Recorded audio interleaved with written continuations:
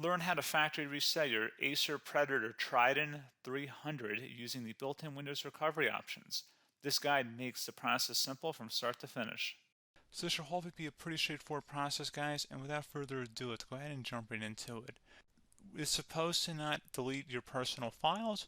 I strongly suggest that you create a backup of any important files or documents before you proceed, because even though it might say that it's going to save your personal files, there's no guarantees that it will, so just keep that in mind, and we're going to go ahead and jump right into it. So we're going to go ahead and start by right-clicking on the Windows Start menu, and we're going to select the settings.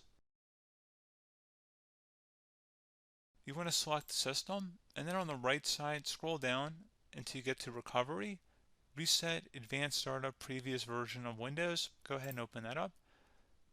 So we're going to start by going underneath Recovery Options, reset this PC, choose to keep or remove your personal files, then reinstall Windows. Go ahead and select Reset PC.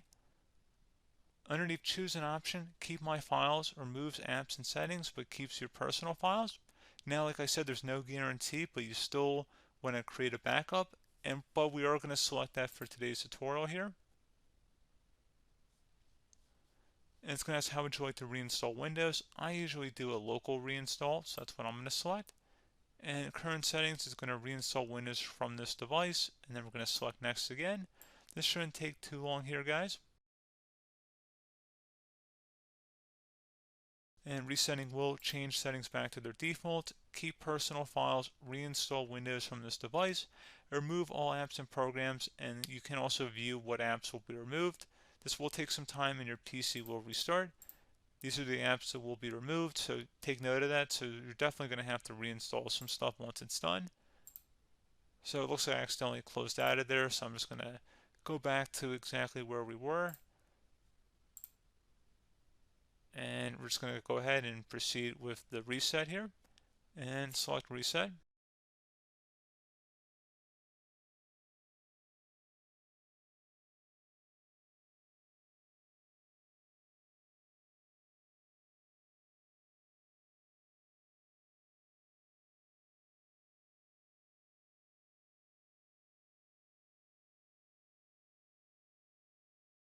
And there you go, guys. Should be simple as that. Go ahead and reinstall any of the applications that were removed. You can see a list of them by clicking on the link that's going to be on our desktop here. And that's pretty much it, guys. So, as always, thank you for watching this brief tutorial. Do hope I was able to help you out, and I do look forward to catching you all in the next tutorial. Goodbye.